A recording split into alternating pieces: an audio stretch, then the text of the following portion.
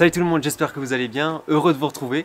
Et comme vous le voyez, on n'est pas au studio aujourd'hui, on est à l'extérieur parce qu'on a de la chance d'avoir un décor plutôt sympa pour tourner. La vidéo aujourd'hui est consacrée à l'organisation qui dirige le football européen, l'UEFA, et au lien qu'elle entretient avec les fédérations nationales de football. Vous avez peut-être déjà remarqué que certains pays ont des fédérations nationales qui jouent en Europe, mais que ces pays ne sont pas situés entièrement sur le territoire européen. On va s'intéresser à 3 pays dans ce cas-là, la Russie, le Kazakhstan et la Turquie. L'objectif va donc être simplement de comprendre pourquoi ces pays jouent au sein de l'UEFA et pas au sein de la Confédération asiatique de football.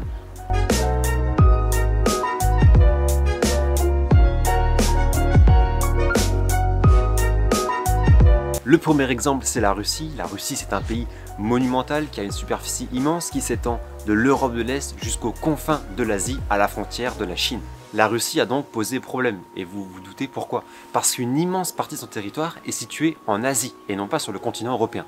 On considère que 75% de son territoire est en Asie, 25% en Europe. Si on raisonne comme ça avec le territoire, il paraît évident que la Russie doit jouer au sein de la Confédération asiatique de football. Mais il faut aussi prendre en compte la population et la densité de population. D'autant plus que l'extrême orient de la Russie est très peu peuplé comme la Sibérie. Les grandes villes peuplées comme Moscou, Krasnodar ou alors Saint-Pétersbourg sont situées sur la partie européenne du territoire. Ainsi, si 75% du territoire russe est en Asie, on considère que 78% de la population russe vit sur la partie européenne.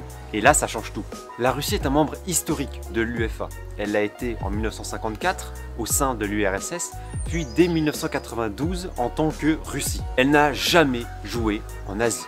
Cela s'explique d'abord par les bons liens que la fédération russe peut entretenir avec l'UEFA, mais surtout le fait que les grands clubs russes comme le Zénith, le CSKA, le Spartak Moscou et j'en passe se situent sur la partie européenne du territoire russe. Ça n'aurait donc pas de sens que ces clubs affrontent des clubs du Qatar, de l'Arabie Saoudite ou du Japon. Pour les joueurs russes, jouer en Europe, c'est d'ailleurs une aubaine parce que ça permet d'être plus rapidement sur le marché européen, de côtoyer aussi plus aisément les grands clubs européens et surtout de jouer la Ligue des Champions ou la Ligue Europa qui sont des compétitions médiatisées.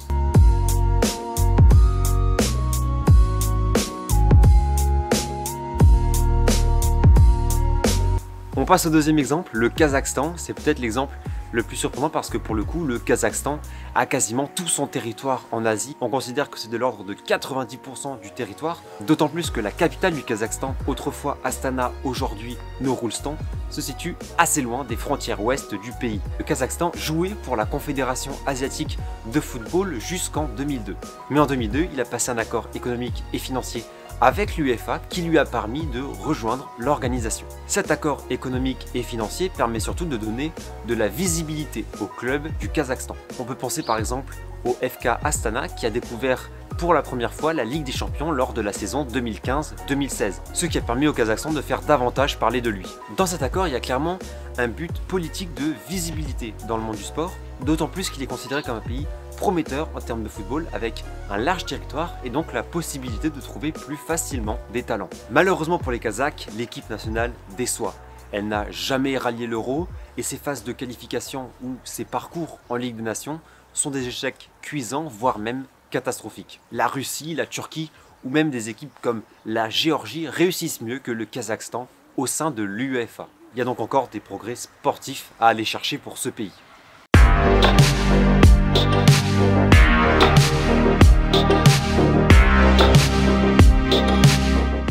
Le dernier exemple, c'est la Turquie. Une nouvelle fois, il y a des interrogations territoriales parce qu'on considère qu'une grande partie du territoire turc serait située en Asie. Pourtant, la Turquie est membre de l'UEFA depuis 1962. Elle a fait 8 années au sein de la Confédération asiatique de football de 1954 à 1962 avant de rejoindre l'UEFA. D'ailleurs, la FIFA était contre et voulait garder la Turquie au sein de la Confédération asiatique de football. Là encore, il y a des raisons commerciales et sportives avant tout. L'UEFA et le continent européen donnent plus de visibilité footballistiquement que l'Asie. C'est du même acabit que la Russie en fait. Beşiktaş, Fenerbahçe ou Galatasaray, qui sont les grands clubs turcs, se situe sur la partie européenne du territoire turc. Il y a plus de place dans une Coupe du Monde pour les membres de l'UEFA. La Turquie peut jouer l'Euro. Tous ces éléments-là comptent pour la Turquie. Il y a des facteurs sportifs clairs qui permettent de mettre en avant la Turquie, d'autant plus que c'est une équipe qui a eu de très bons joueurs dans ses rangs. On peut penser à Hakan Şükür, Bülent Korkmaz Arda Turan ou Hakan Çalhanoğlu. Et j'en passe, bien sûr. Au passage, je remercie mon pote Emin qui m'a aidé à la prononciation. Voilà, j'espère que j'ai assez bien prononcé les noms. Ça fait plus d'un demi-siècle que la Turquie joue au sein de l'UEFA. C'est pas pareil que le Kazakhstan qui est lié à l'UEFA depuis moins de 20 ans. Il y a aussi une histoire commune avec la Turquie qui fait le lien avec le continent européen. Tout ça pour dire que c'est un peu délicat, parce que si l'Europe a des frontières, l'UEFA n'en a pas, ou en tout cas pas les mêmes. Certains pays qui sont à cheval entre l'Europe et l'Asie choisissent l'UEFA parce que c'est plus compétitif, plus médiatisé. Il y a un dessous sportif, certes, mais aussi économique et politique derrière toute cette organisation. Ce n'est pas les seuls pays, dans ce cas-là, on aurait pu parler de la Géorgie ou d'Israël, même si là c'est pour d'autres raisons, mais j'ai fait le choix de ne traiter que ces 3 pays. Voilà les amis, c'est la fin de la vidéo, j'espère qu'elle vous aura plu.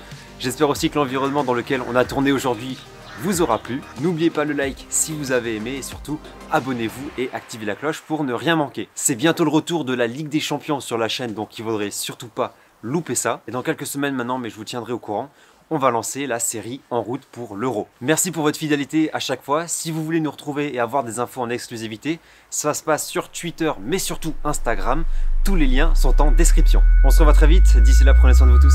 Ciao!